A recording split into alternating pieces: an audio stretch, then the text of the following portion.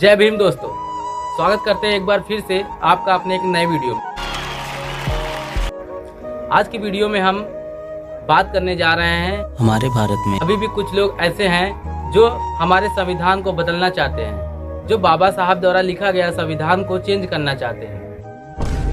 संविधान बदलने की बात अभी तक चलती फिरती आशंकाओं की तरह देखी जाती थी और हम उन्हें अफवाहें मानकर खारिज कर देते थे। लेकिन जब प्रधानमंत्री मोदी जी के आर्थिक सलाहकार परिषद के अध्यक्ष विवेक देवराय लंबा लेख लिखकर बताने लग जाएं कि 2047 के लिए हमारे भारत को नए संविधान की जरूरत है, तो हम जैसे दलितों को सतर्क हो जाना चाहिए।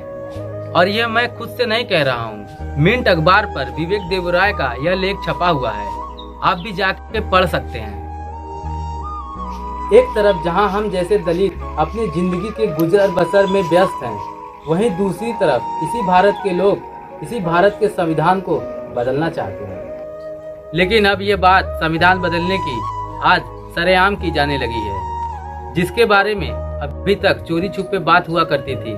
देखते देखते अब संविधान बदलने की बात को लाके मेज पे सामने रख दिया गया है। और इस बात के लिए इससे बड़ी औपचारिक मोहर क्या हो सकती है कि हमारे प्रधानमंत्री मोदी जी के आर्थिक सलाहकार परिषद के अध्यक्ष विवेक देवराय इस विषय पे लंबे लेख लिखने में लगे हैं और संविधान बदलने की बात का वकालत कर रहे हैं, और यहाँ तक कि मिंट अखबार छाप भी रहा है। कांग्रेस नेता जयराम रमेश ने कहा है कि आरएसएस का हमेशा से ही संविधान बदलने का एजेंडा रहा है, तो हम जैसे भारत के लोगों को सतर्क हो जाना चाहिए कि हमारा संविधान बदलने की एक तरह की कोशिश की जा रही है। एक तरह से हमारे मन में एक विचार पैदा किया जा रहा है कि कहीं न कहीं संविधान हमारा गलत है और इसे बदल देना चाहिए। बहुत सही बात, बहुत सही बात। और यह जो मैं आपको दिखा रहा हूँ, यह उन संविधान सभा में चली गई बहसों का संकलन है जिसे विवेक देवराय औपनिवेशिक विरासत कहते हैं। आप खुद देखिए कि इतनी छोटी छपाई के बाद भी इसके 8 मोटे खंड है और इन मोटे खंडों में हजारों पन्ने हैं। संविधान सभा का गठन और उसके अंदर चल रही बहस किसी से छुपा कर नहीं की गई थी। संविधान बनाने का यह बहस दिसंबर 1946 से लेकर 26 जनवरी 1950 तक चली थी और डॉक्टर राजेंद्र प्रसाद हमारे संविधान सभा के अध्यक्ष थे और doctor Bhimrao Ambedkar drafting committee के अध्यक्ष थे।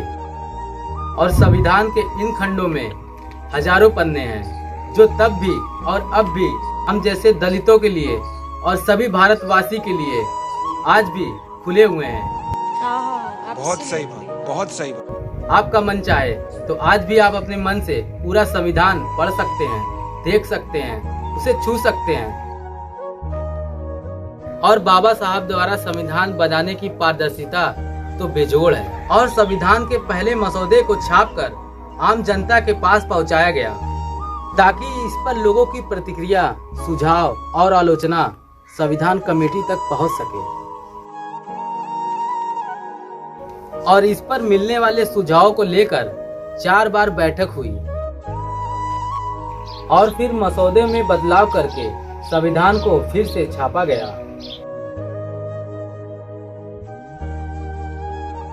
और 2 साल 11 महीने 17 दिन के कड़ी मेहनत के बाद आजाद भारत के संविधान सभा ने इस भारत का संविधान बनाया और इसके कुल 11 सत्र हुए जो कुल 165 दिन तक बैठे और 300 से ज्यादा सदस्य इसमें शामिल थे। 17 समितियां बनाई गई जिन्होंने अलग अलग मुद्दों पे काम किया, बहस चली और इसमें 7,635 संशोधनों का प्रस्ताव रखा गया, जिनमें से 2,773 संशोधन स्वीकार किए गए।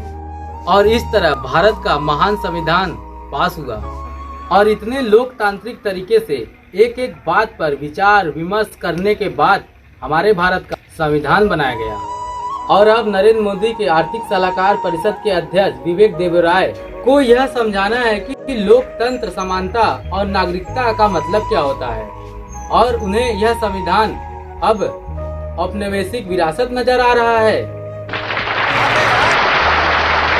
आज मैं जो बाबा साहब का गीत गाने वाला हूँ, एक बार जरूर सुने उसे, शायद आपको पसंद आए, शायद आप उससे थोड़ा सा मोटिवेट हो। जोरदार तालियां हो जाए। आइए